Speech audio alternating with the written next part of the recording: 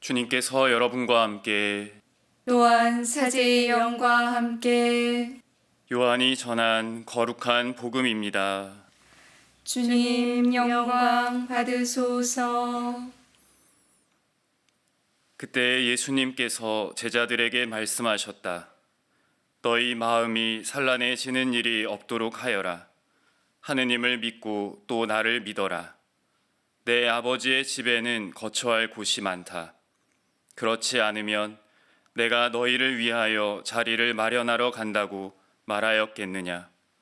내가 가서 너희를 위하여 자리를 마련하면 다시 와서 너희를 데려다가 내가 있는 곳에 너희도 같이 있게 하겠다. 너희는 내가 어디로 가는지 그 길을 알고 있다. 그러자 토마스가 예수님께 말하였다. 주님, 저희는 주님께서 어디로 가시는지 알지도 못하는데 어떻게 그 길을 알 수 있겠습니까? 예수님께서 그에게 말씀하셨다. 나는 길이요 진리요 생명이다. 나를 통하지 않고서는 아무도 아버지께 갈 수 없다. 주님의 말씀입니다. 그리스도님 찬미합니다.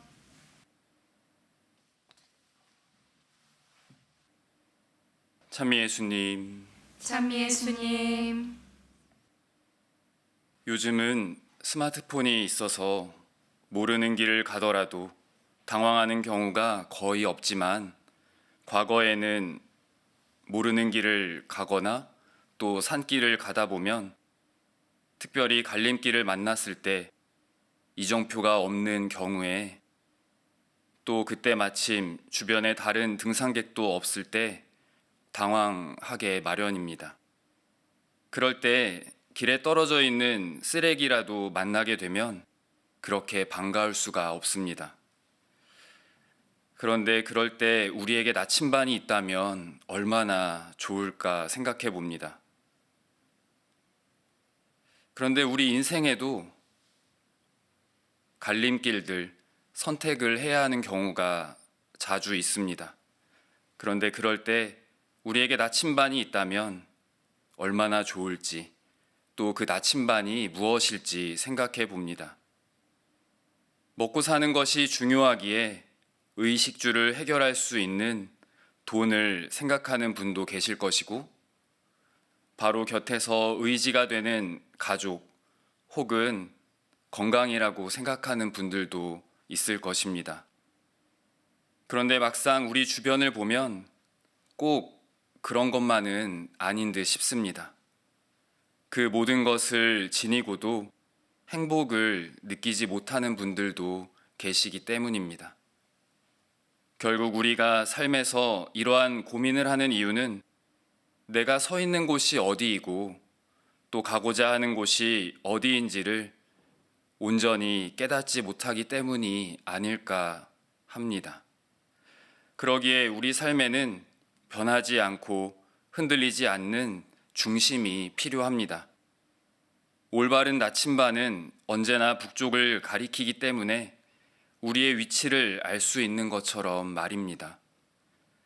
그리스도인인 우리에게는 올바른 나침반이신 예수 그리스도께서 계십니다.